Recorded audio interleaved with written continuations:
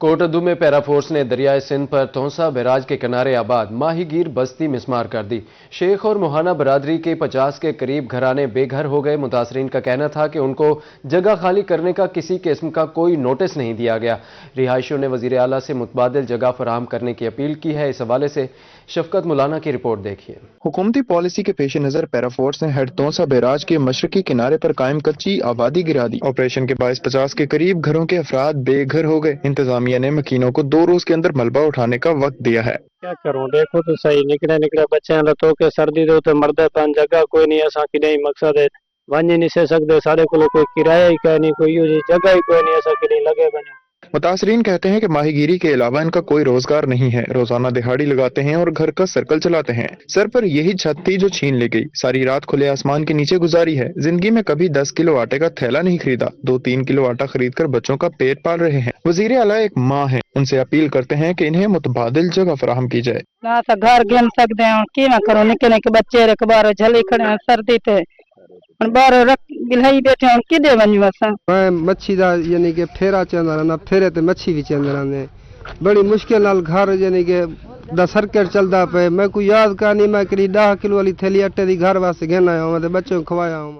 ٹوٹے دروازے، بکھرا سامان اور کچے مکان حکومتی پالیسی کی نظر ہو گئے۔ ایس ڈی او پیرا فورس محمد اقبال لانگ کا کہنا تھا کہ جگہ محکمہ اریگیشن کو ترقیاتی منصوبوں کے پیش نظر افسران بالا کے احکامات کی روشنی میں جگہ واگزار کرائی گئی ہے۔ کیمرہ ٹیم کے ہمراہ شفقت مولانا، روہی، کوٹدو۔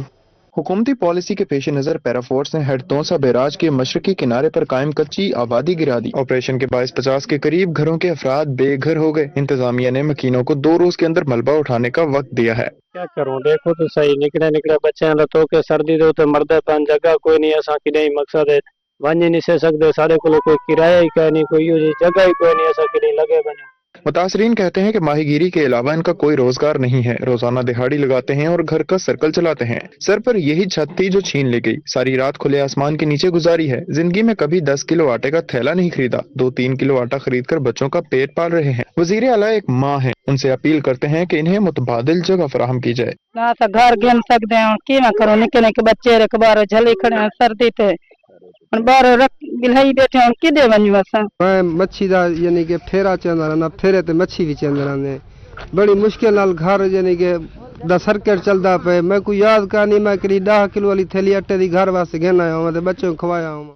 ٹوٹے دروازے، بکھرا سامان اور کچے مکان حکومتی پالیسی کی نظر ہو گئے۔ ایس ڈی او پیرا فورس محمد اقبال لانگ کا کہنا تھا کہ جگہ محکمہ اریگیشن کو ترقیاتی منصوبوں کے پیش نظر افسران بالا کے احکامات کی روشنی میں جگہ واگزار کرائی گئی ہے۔ کیمرہ ٹیم کے ہمراہ شفقت مولانا، روہی، کوٹدو۔